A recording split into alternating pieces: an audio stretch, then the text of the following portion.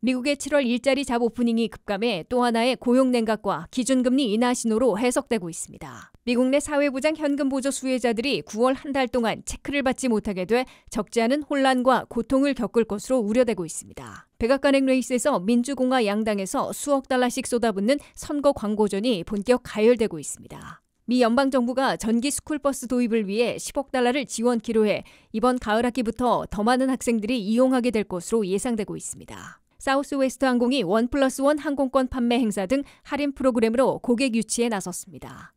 시청자 여러분 안녕하십니까? 워싱턴 뉴스 투데이입니다. 미국에서 사람을 구하는 일자리 잡 오프닝이 7월에 767만 3천 개로 예상보다 훨씬 많아 급감해 또 하나의 고용 냉각과 기준금리 인하 신호로 해석되고 있습니다. 이 애틀란타 연방은행장은 물가 목표인 2%에 도달할 때까지 기다릴 수는 없다고 말해 9월 18일 기준금리를 내리기 시작할 것임을 재확인했습니다. 안혜린 기자가 보도합니다. 미국 경제에선 이제 물가 잡기 대신 고용 유지, 금리 인하에 초점이 맞춰지고 있습니다. 미국에서 사람을 구하는 일자리를 뜻하는 잡 오프닝은 7월에 767만 3천 개로 집계됐다고 연방노동부가 4일 발표했습니다. 이는 6월보다 23만 7천 개나 줄어든 것이고 경제 분석가들의 예상치 810만 개보다 크게 밑돌아 훨씬 많이 급감한 겁니다. 이로써 구직하는 실직자들과 잡 오프닝의 비율은 1.1대 1에도 채 못 미치는 것으로 나타났습니다. 2022년 초에는 실직자보다 잡 오프닝이 2대 1의 비율로 많아 고용시장이 열기를 낸 바 있는데 이제는 거의 1대1 수준으로 급속 냉각됐음을 보여주고 있습니다. 7월 한 달 동안 미국 경제에선 채용이 550만 명을 기록한 반면 퇴직은 540만 명으로 엇비슷한 규모를 보였습니다. 퇴직자 540만 명 중에 다른 일자리로 옮기기 위한 자발적인 이직자들은 330만 명으로 전달보다 33만 8천 명이나 줄어들어 그만큼 이직이 여의치 않아진 것으로 보이고 있습니다. 강제로 그만두는 해고와 사직은 7월에 180만 명에 달했습니다. 7월에 잡 오프닝이 예상보다 훨씬 많이 급감한 것은 또 하나의 고용 냉각 신호로 해석되고 있다고 CNBC가 보도했습니다. 고용 냉각 조짐으로 9월 기준금리 인하는 거의 굳어지고 있습니다. 라파엘 보스틱 애틀란타 연방은행장은 이날 우리는 물가 목표치인 2%에 도달할 때까지 기다릴 수는 없다면서 불필요한 고통을 겪게 할 고용시장의 위험을 제거하는 조치를 취할 것으로 강조했습니다. 보스틱 애틀란타 연방은행장의 이런 언급은 비록 미국의 물가가 목표치인 2%를 훨씬 웃돌고 있음에도 현 시점에서는 고용시장의 추가 냉각을 미리 막기 위해서라도 9월 18일 회의부터 기준금리 인하를 단행하게 될 것임을 분명히 한 것으로 CNBC는 해석했습니다. 다만 9월 18일 회의에서 0.25포인트 내리는 스몰컷을 선택할지 아니면 한꺼번에 0.5포인트 인하하는 빅컷을 단행할지만 두 가지 데이터들을 보고 최종 결정할 것으로 예상되고 있습니다. 연준이 보려는 두 가지 지표는 6일 나오는 8월의 고용지표와 11일 발표되는 8월 CPI 소비자 물가입니다. 8월의 일자리 증가폭이 10만 개 안팎이면 통상적인 0.25포인트 인하를 선택할 것으로 보이고 있습니다. 반면 10만 개 훨씬 아래로 떨어진 것으로 나올 경우 연준은 0.5포인트 빅컷을 단행하게 될 것으로 예측되고 있습니다. WKTV 뉴스 안혜린입니다. 미국 내 저소득층 시니어들과 장애인 등 750만 명이나 되는 SSI, 즉 사회보장 현금 보조 수혜자들이 9월 한 달 동안 체크를 받지 못하게 돼 적지 않은 혼란과 고통을 겪을 것으로 우려되고 있습니다. 지급 일정이 꼬이는 바람에 9월에는 체크 발행이나 입금을 건너뛰고 10월 1일에나 가능하기 때문에 수많은 SSI 수혜자들이 큰 어려움을 겪을 것으로 보입니다. 갖가지 논란거리를 야기시키고 있는 사회보장국이 이번에는 저소득 시니어들과 장애인들을 중심으로 750만 명이나 되는 SSI 수혜자들에게 불필요한 혼란과 고통을 안기고 있습니다. 750만 명에게 지급하고 있는 SSI 사회보장 현금 보조는 매달 1일 지급하도록 돼 있는데 이번에는 지급 일정이 꼬이는 바람에 9월 한 달 동안에는 SSI 체크를 제공하거나 입금시키지 못하게 됐기 때문입니다. 9월 1일에 지급하게 돼 있던 SSI 현금 보조는 1일이 일요일, 2일이 노동절 연휴였기 때문에 8월 30일자로 지급했습니다. 대신 다음번 체크는 10월 1일 화요일에 지급되기 때문에 9월 한 달 동안 SSI 체크를 받지 못하거나 입금받지 못하게 됐습니다. 750만 명 중에서 8월 30일에 지급받은 보조금을 9월치로 인식하고 잘 분배해 사용하면 괜찮을 수 있으나 이를 보너스쯤으로 알고 마구 쓴 후에 9월 체크를 기다린다면 상당한 낭패를 겪게 됩니다. 이러한 혼돈과 혼란, 고통을 겪는 SSI 수혜자들이 의외로 많을 수 있다고 CBS 뉴스는 지적했습니다. 현재 저소득층 시니어들과 장애인 등 750만 명이 받는 SSI 사회보장 현금 보조는 한 달에 $943를 지원받고 있습니다. 노년층의 일부는 사회보장연금과 동시에 저소득일 경우 SSI 현금 보조를 함께 받고 있습니다. 사회보장연금은 현재 1인당 평균 한 달에 $1,907를 받고 있습니다. 사회보장연금은 생일에 따라 1일부터 10일 사이 출생자들은 9월 11일에 지급받습니다. 11일부터 20일 사이는 9월 18일에 받고 21일부터 31일 사이 출생자들은 9월 25일에 받게 됩니다. 한편 사회보장국은 SSI 사회보장 현금 보조 혜택을 신청하는 절차를 올 연말부터 내년 하반기 사이에 전면 개편키로 했습니다. 이번 전면 개편에서는 아이클레임이라는 새 시스템을 구축하고 요구하는 신청서와 신청 절차를 간소화하게 된다고 사회보장국은 설명했습니다. 1차로 18세에서 65세 사이로 결혼한 적이 없고 소셜연금과 현금 보조를 동시에 신청하려는 경우부터 신청 절차를 개선합니다. 2차로 내년 하반기 안에 모든 SSI 수혜자들에 대한 신청 절차를 개편 완료합니다.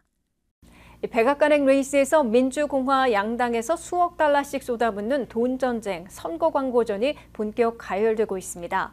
특히 백악관 주인을 판가름할 것으로 보이는 7대 경합지들에서 노동절부터 선거일까지 양 진영이 억대 선거 광고전에 돌입하고 있습니다. 보도에 한면택 기자입니다. 백악관행 레이스에 쏟아붓는 선거 자금은 매번 신기록을 갈아치우고 있는데 올해에도 양진영이 10억 달러 이상씩 쏟아부을 것으로 예고되고 있습니다. 카말라 해리스 민주당 대통령 후보는 노동절부터 11월 5일 선거일까지 3억 7천만 달러나 투입해 7대 경합지들을 중심으로 억대 선거 광고전에 돌입했습니다. 해리스 후보는 8월에도 9천만 달러나 선거 광고에 쏟아부은 데 이어 선거일까지 2달간 4억 달러에 가까운 막대한 공중전을 펼치고 나선 겁니다. 해리스 후보는 특히 취약점으로 여겨지는 경제 문제에 있어 자신과 트럼프 후보 간 누가 미국민 편이냐는 물음으로 정면 돌파와 동시에 위기를 기회로 반전시키려 시도하고 있습니다. We all know costs are too high. But while corporations are gouging families, Trump is focused on giving them tax cuts. But Kamala Harris is focused on you. 민주당 측이 새로 경합지들에서 내보내기 시작한 선거 광고는 우리 모두가 물가가 아직 높다는 점을 알고 있다. 일부 기업들이 미국민들을 상대로 폭리를 취하려 할 때 트럼프 후보는 대규모 감세를 제공한 반면 해리스 후보는 미국민들에게 초점을 맞추고 있다고 대비시키고 있습니다. 해리스 후보는 이 앞선 경제 광고에서 트럼프 후보가 헤리티지 재단이 만든 프로젝트 2025를 재집권 시 시행하면 미국민 다수에게 대재앙을 안겨줄 것이라고 경고하고 있습니다. 해리스 후보 측의 이번 선거 광고는 네 번째 경제 관련 광고로 트럼프 후보에 뒤처지고 있다는 일반적인 관측을 깨고 정면 돌파를 시도하고 있음을 보여주고 있습니다. 해리스 후보는 경제와 고용 면에서 40%로부터 신뢰하고 있다는 지지 여론을 얻어 트럼프 후보의 43%에 비해 3포인트 차이로 격차를 크게 좁혔습니다. 트럼프 후보는 7월까지만 해도 경제와 고용에 대한 신뢰도에서 11포인트 차이로 압도했으나 로이터의 최신 조사에서는 3포인트 차이로 추격당한 겁니다. 이에 맞서 트럼프 후보 측은 프로젝트 2025는 우리와 무관하며 우리는 독자적인 47 에이전트들을 갖고 있다고 반박하고 있습니다.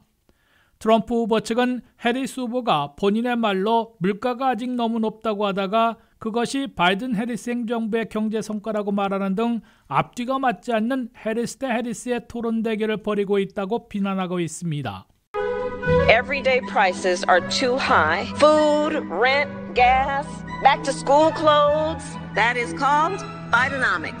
트럼프 후보 측도 현재 수중에 3억 2,700만 달러를 갖고 있다고 밝힌 바 있어 억대의 선거 광고전에 뛰어들 게 분명해 보입니다. 다만 돈의 전쟁, 선거 광고는 공중전과 가가호호 방문하는 지상전에서는 민주당 진영이 공화당 진영보다 다소 앞서고 있는 것으로 간주되고 있습니다. WKTV 뉴스 안면택입니다. 현재 대부분의 스쿨버스는 디젤, 가솔린으로 운영되는데요. 전국의 교육부들은 전기 스쿨버스 도입을 위해 연방정부로부터 지원을 받고 교체를 추진하고 있습니다. 미 환경보호청은 전국의 스쿨버스 전환에 50억 달러를 지원키로 하고 2022년부터 보조금 혹은 할인 프로그램을 제공해왔는데요. 이번 가을 학기 이 프로그램이 다시 시작돼 약 10억 달러가 지원될 예정이어서 전기 스쿨버스는 더 늘어날 것으로 예상되고 있습니다. 김미영 기자의 보도입니다. 이번 가을부터 더 많은 학생들이 전기 스쿨버스를 타고 등교할 예정입니다. 각 학군이 디젤 차량을 교체하기 위해 전례 없는 정부 자금을 활용하려고 서두르고 있기 때문입니다. 오늘날 미국의 스쿨버스 대부분은 디젤로 환경과 어린이에게 해로운 오염물질을 배출합니다. 특히 배기가스는 어린이들의 심각한 건강 및 발달장애와 관련이 있습니다. 하지만 정부의 깨끗한 스쿨버스 프로그램으로 노후된 디젤 차량을 쉽게 교체할 수 있게 됐습니다. EPA 클린 스쿨버스 프로그램은 전국의 스쿨버스 전환에 50억 달러를 지정했으며 2022년부터 매년 보조금 및 할인 프로그램을 제공해왔습니다. 버스 구매를 위한 연방 할인 프로그램은 이번 가을에 다시 시작되며 전국적으로 약 10억 달러의 자금이 지원될 예정입니다. 지금까지 약 8,000대가 넘는 전기 스쿨버스를 구매하는 데 28억 달러를 지출했습니다. 49개 주, 워싱턴 DC, 55개 지역사회에 있는 약 1,300개의 학군이 자금을 지원받았으며 이번 가을부터 더 많은 학군이 지원을 받을 예정입니다. 현재 미국에는 약 12,000대의 전기 스쿨버스가 있습니다. 이는 미국 내 약 50만 대의 스쿨버스 중 2.5%에 해당합니다. 세계자원연구소에 따르면 현재 약 24만 명의 미국 학생이 전기 스쿨버스를 이용하고 있는 것으로 밝혀졌습니다. 하지만 미국에서 매일 버스를 타고 학교에 가는 2,100만 명의 어린이에 비하면 아주 작은 숫자입니다. 현재 버스의 90% 이상이 가솔린이나 디젤으로 운행되고 있습니다. 전기 스쿨버스는 더 깨끗하고 안전한 대안이며 운영 비용도 저렴합니다. 주요 스쿨버스 제조업체인 블루버드에 따르면 전기 비용은 마일당 약 14센트인 반면 디젤 연료 비용은 마일당 49센트입니다. NPCA 보고서에 따르면 전기 스쿨버스에 전력을 공급하는 데 드는 평균 비용은 한 달에 430달러로 디젤 버스에 비해 저렴했으며 소음이 없고 배기가스 배출이 적습니다. 주와 연방정부의 다양한 지원에 힘입어 전기 버스 산업이 성장하고 있으며 이는 차량 배기가스 감소와 어린이 건강 개선에도 도움이 될 것으로 기대되고 있습니다. WKTV 뉴스 김미현입니다. 사우스웨스트 항공이 1+1 항공권 행사 전략을 꺼내들었습니다. 과거에도 진행했던 이 프로모션은 2장의 왕복 항공편을 1인 요금만 내고 예약할 수 있어 가장 인기 있는 프로모션 중 하나였는데요. 자세한 내용 류령화 기자가 보도합니다. 사우스웨스트 항공사에서 1+1 항공권 판매 행사를 진행해 많은 이들의 환영을 샀습니다. 컴패니언 패스 프로모션이라 불리는 이 행사는 왕복 1회 또는 편도 항공편 2회까지 한 명의 동반자를 무료로 지정할 수 있으며 함께 여행하고 싶은 친구나 가족을 최대 3번까지 변경할 수 있습니다. 사우스웨스트 항공사 마케팅 부사장인 제니퍼 브리디는 회원들이 현금뿐만 아니라 래피드 리월즈 포인트를 사용해 프로모션에 참여할 수 있는 것은 이번이 처음이라며 다양한 혜택을 제공할 수 있어 기쁘다고 소감을 밝혔습니다. 하지만 이 프로모션은 모든 사람, 모든 시기, 모든 항공편을 대상으로 하는 것은 아닙니다. 가장 우선되는 조건은 사우스웨스트의 래피드 리월즈 회원이어야 합니다. 회원은 항공편을 2024년 9월 5일까지 예약해야 하며 회원은 11월 20일까지 여행한 기록이 있어야 합니다.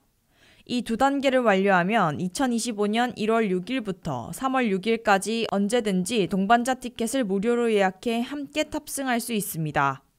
항공사에 따르면 등록에 성공한 사람은 프로모션에 참여 자격이 있음을 알리는 이메일을 받게 됩니다. 사우스웨스트 동행 패스권을 받으려면 1년 동안 13만 5천 포인트를 적립하거나 100개의 항공편에 대한 항공권을 구매해야 합니다. 사우스웨스트 래피드 리월즈 포인트를 적립하는 방법은 여러 가지가 있습니다.